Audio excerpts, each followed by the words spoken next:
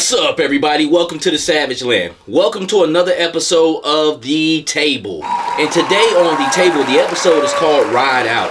And the initial conception of this video was to make a video where I had a bunch of vehicles in it, whether it was trucks or bikes or customized vehicles, and I did as much as I can. And also this video was to cap off this G.I. Joe series I pretty much been having going for the past 3 months now, and it's been pretty cool, but I've been trying to bring it to a conclusion. Now the thing I came across in this episode is it's too long, so I had to split it in 2 parts, because one, a huge part of this episode is like a transition period. Now if you watch the last episode of The Table, it's called The Bridge is Over, which I made custom made bridges, or the diorama where it was going over water and crocodiles and all that thing. So this is a continuation from that, but throughout that transition it just became a process where it was too long. I mean, this video ended up being about 20 minutes in the original without this beginning or the intro or the ending, which I filmed at the end, was still like 18 minutes. But to make a long story short, this is Ride Out Part 1, and this is going to be just what I went through transitioning to Joe's from the bridge episode into a little small battle with Cobra to getting to another part of the HQ, which has some vehicles stored, and we're going to pretty much cap it there. And part 2 of Ride Out will be more of the open field world building, with just I try to put as many vehicles as I can. Even though I have a 6-foot table here, it can only fit but so much. But I'm not going to waste your guys' time anymore. Let's get into the first scene of the transition of getting the Joes off the bridge and over to the HQ. So let's do it and see what the imagination brings.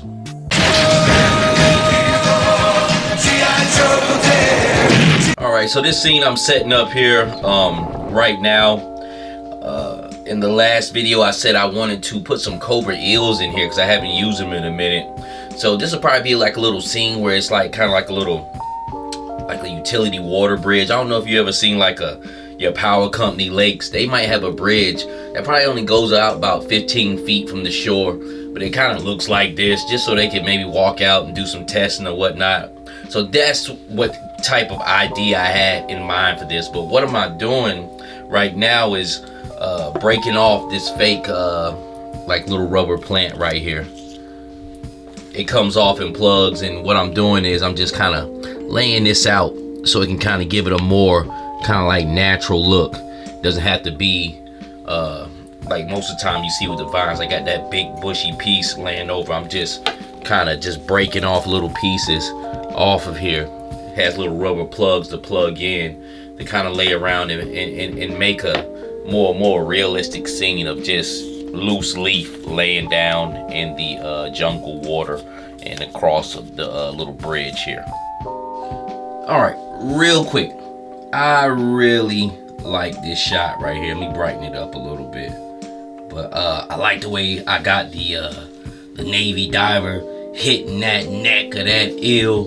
And just, I don't know, sometimes just simple shots like this, just the way the head is adjusted, just the way they're positioned, it just makes for a great shot. And I truly believe this is a good one right here, but just something simple, man. So I just had to talk and elaborate on it a little bit. Matter of fact, let's just walk through it right quick. So pretty much got the Navy diver right here with the Cobra eel arm apprehended with the knife in it. He's got his knife out, hitting his neck, blood is gushing. He's looking at his work, making sure the job gets done. And matter of fact, this dude has him off his feet. And I didn't really set this up or mean to like that because I knew the croc wouldn't be shown, but it looked like the croc is about to have some tater tots or some legs like fries. And got the Navy diver standing there. Then we got a torpedo in the background from the last scene where he was wrapped around the guy.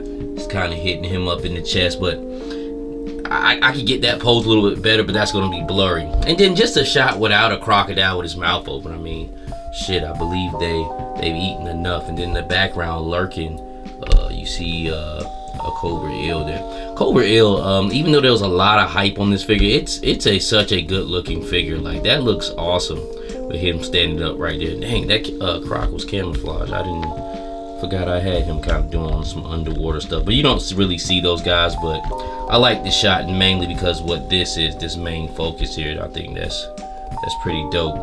How that Marine's got that cobra eel hemmed up by his neck, man. The Marine is a dope. All right, so what I have right here is just part of a scene.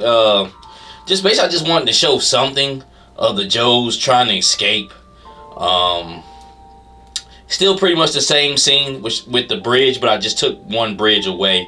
I'll back out so you can kind of see what's going on at the end. But that's just basically what I'm shooting here. Just trying to, I guess, make a bridge in between a gap of scenes, which I'm not going to spend too much more time on this setup I had for the previous one. But I just wanted to show them getting to the garage as maybe a scene, a few little fighting scenes, maybe with some seals and some eels. And just kind of set a few Joes up, just almost kind of making like a big shootout, man. That's all. Once again, just more scenes. This time more on the ground. Them kind of making their way to the garage, and I got a piece of the bikes from the fence back there. And let me just take this off because this is not gonna work with me trying to keep this on this tripod to show you guys. But once again, I use the SH Fig Arts Vega fence, and it's just a cool fodder piece, man. I got a few bikes back there. This look like they finally kind of like making their way over the bridge and kind of just to the other part of their HQ. There's still a lot of junk on the table I gotta clear out, you know, couches in there, all this type of shit here. But this is part of the scene here. Big blood splatter from Storm Collectibles. Storm Collectibles ain't good for nothing. They're damn sure to give you a blood splatter. Let me turn this light up just a little bit. Kind of open up this scene a little bit. But I'm just right now, I was trying to just test my light. I got a red light going here. Just trying to get the mood right, basically. It's still not there. As you can see, I took away one of the bridges, but I got a bridge back here. And I'm gonna have like fire effects coming out of all these guys. A little shootout. Even got a seal up here. An eel up here this time. And he doesn't see roadblock. Has a guy up in the air. So just another smaller dynamic scene showing the Joes kind of getting out of this situation. Then I got another scene over here that I'm gonna just shoot separately, and it's a situation going on with the eels. Not even dealing with Joes, just dealing with these crocodiles, man. And he's got one eel here, and the other one's about to hit him with the harpoon gun. So that's gonna be a separate shot. That's not even really framed in this right here. This here is basically the frame for that. So let's see what magic we can make happen.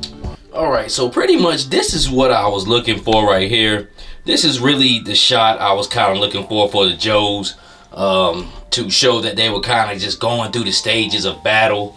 We'll take it off the tripod so you guys just kind of see what I finally got here.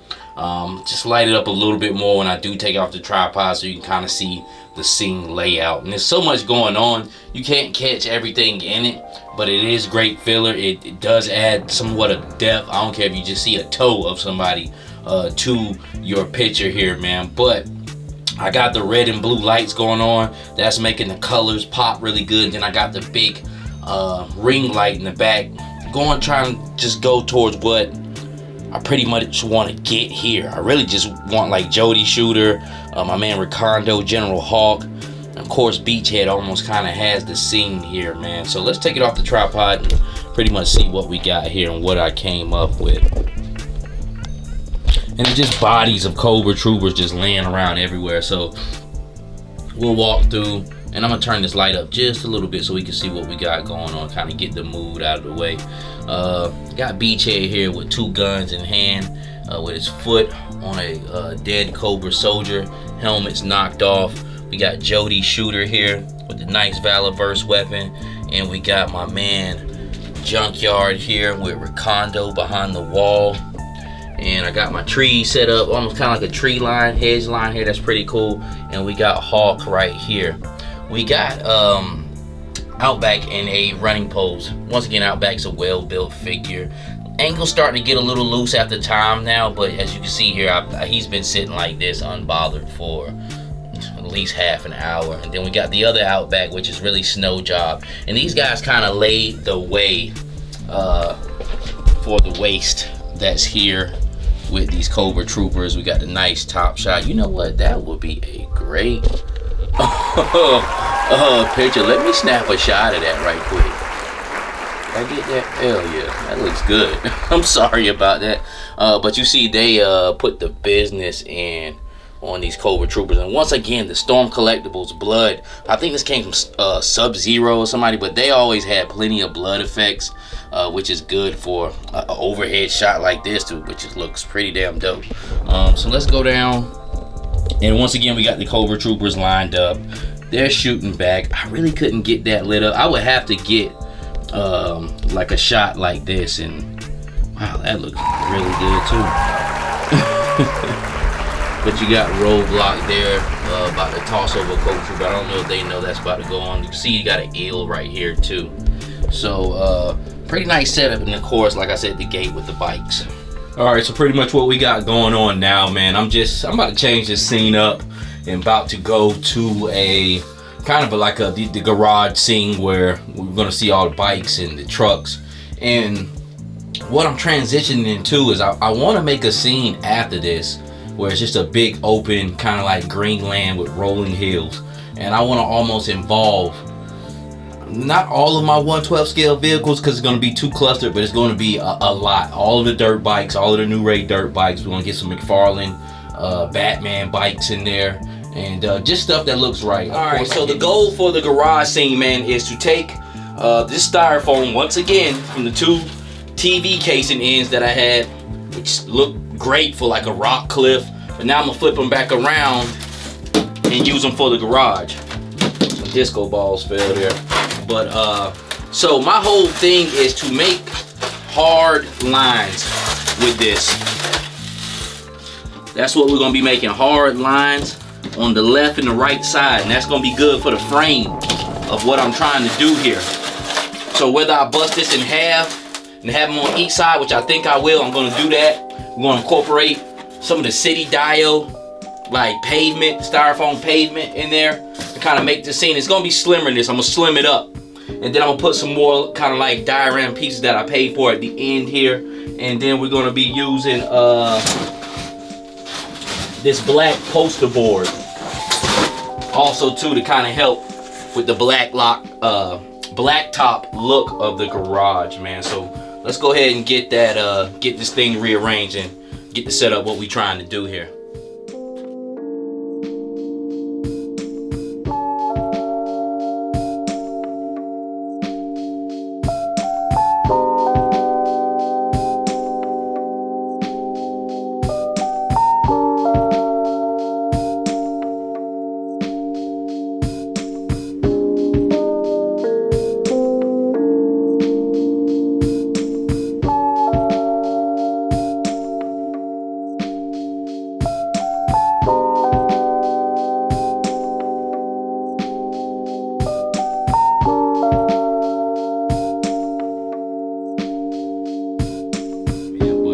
It's looking pretty good as far as just taking your mind away from the old scene.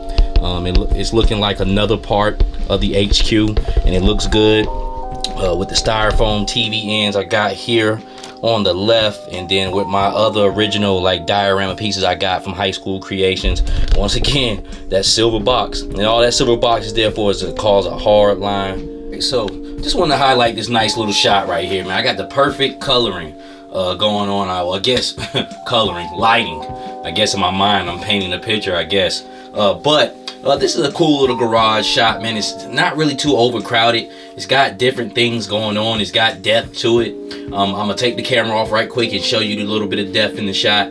But right now I wanted to focus on Spirit and Snake Eyes right here, and I got some nice bright beautiful colors. They popping as I adjust the light. You know, the colors do different things, man. So that's what it's all about, just kind of playing with that lighting. The brighter it gets, kind of takes it out, but you can't get too dull. You got to find it just right, and that's just enough light to make them pop really good, man. But I think it's a nice shot. It's framed well, it's lined up well. We got Spirit and my man Snake Eyes here walking through the motor pool on the other side where they got a bunch of bikes at. Recondo pulling out the Tiger Force bike. They got four-wheelers there. We got the Kit Bash Snow Job there pulling out the yellow. And we got Mutt here. He's looking at one of the G.I. Joe bikes. And then we got Junkyard going with General Hawk, Jody Shooter, checking out a weapon. Then we got Clutch over here with the grunt that he had. They've been waiting on the other side, man. So they about to definitely get it in. And can't forget about Roadblock and Gunho over here. Robot think he heard something, so he's looking up at the building. But as you can see here, I got everything pretty lined up and just symmetric. The frame is slimmer. Once again, the styrofoam acting as like a nice, like kind of garage concrete corridor. Got the spray painted box here. Looks like just a metal unit.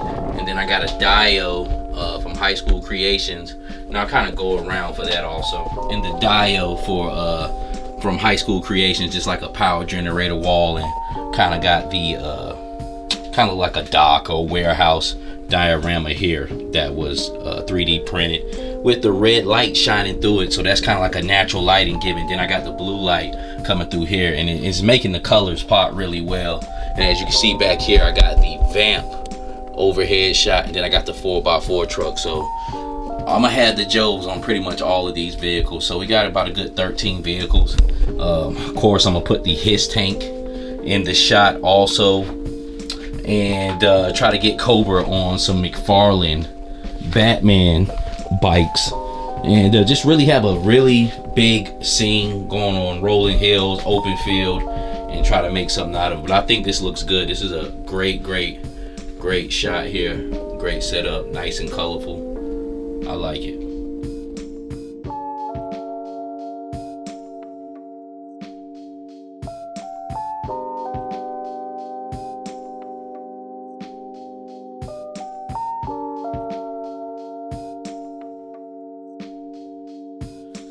Alright, so what we have here is one more transition scene, and I wanted to do a scene with Spirit riding a horse through this big ending scene where I'm gonna have a bunch of vehicles going. It's gonna pretty much everybody's gonna pretty much be in motion, and what better person to put on the horse than Spirit?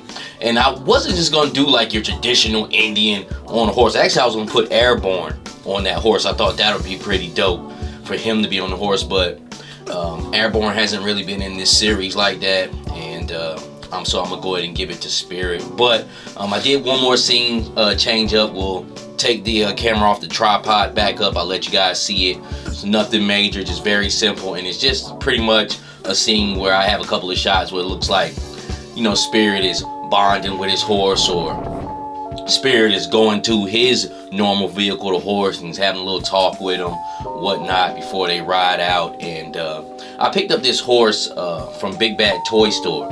Check the Big Bad Toy Store daily deals if you're just little stuff like that. But McFarlane horse is pretty good, cool. The 6-inch figures is made for 7-inch, but 6-inch fits on it good. But it just has that, I don't know if it's me, but it just has that standard McFarlane. It's hard for it to stand, and the damn thing has 4 legs.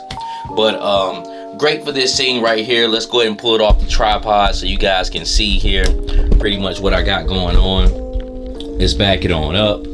All right, see, I got the blue light because I wanted kind of like a nighttime shot, so I want kind of like a blue glow, a haze. Got my ring light on. It's turned up a little bit now just so you guys can see the scene, but as you can see, have the grass here in the front, and this is strictly a frame shot, just mainly trying to get this, so that's why all of this around it is so open, because I'm just gonna frame it in, you know, like so. But I had the gate right here from the previous one so you can peer in, but I needed to open that up so you could get this right here, like the horse is bucking, and it's kicking back from him at this angle. Got the logs in there looking like horse, you know, horse playground stuff, the Half Moon tire, grass back there so I can help frame up the scene, course on the edge, and that's pretty it. And I have my diorama piece that I brought. And I will say this about diorama pieces that you do buy good ones that you can interchange, because this was part of a city diorama, but it looks like a horse barn really from the side, but it also looks like a city warehouse. It came with a street piece that went in front of it, but it's a piece that I could always move around just because the way it looks. And also, yes, and behind it I have the red light, and that's a cool piece. The transparency, the red light going through it always shows like it has some type of liveliness going on inside once you put a light and it goes through that translucent window there, man. But yes, that is the shot, man. So we're gonna see what this comes out to, and we're gonna go on to our next scene. Bring me everyone. What do you mean everyone? Everyone! Part 2 coming up next. Major Blood is mad. He's mustering up all the guys he can, eels, whatever's left over from the battle, and make one last charge. And we're bringing everyone we got. Everyone!